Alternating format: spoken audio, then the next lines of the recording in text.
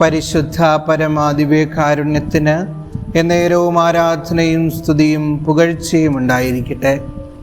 ഇന്ന് മെസ്സേജ് ബോക്സിൽ ഈശോയെ കരുത്ത് നൽകണമേ എന്ന് പ്രത്യേകമായിട്ട് ടൈപ്പ് ചെയ്യാനായിട്ട് പരിശ്രമിക്കുക. ജീവിക്കുക എന്ന് പറയുന്നത് അത്ര എളുപ്പമല്ല.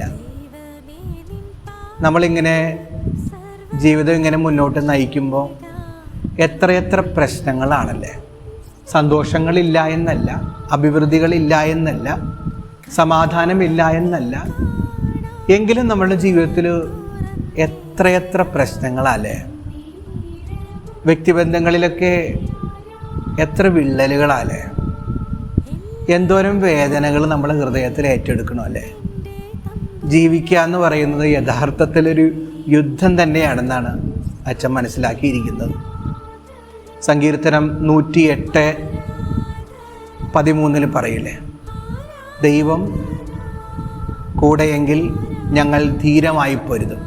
അച്ഛൻ ഇന്ന് ഈശോയോടൊപ്പം കൂടെ നിന്ന് പറയാണ്, ഈശോ കൂടെയുണ്ട്, ധീരമായി പൊരുതണം.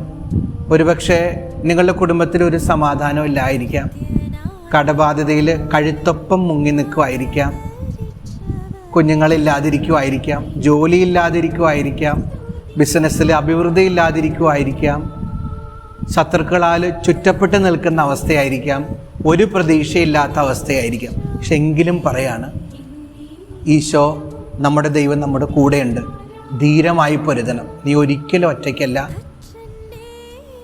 ഈശോ കൂടെ ഉണ്ട് കേട്ടോ. പിന്നെ അച്ഛനും നിങ്ങൾക്ക് വേണ്ടി പ്രാർത്ഥിക്കുന്നുണ്ട്. ദിവികാരുണ്യനാഥൻ നിങ്ങളെ അനുഗ്രഹിക്കട്ടെ.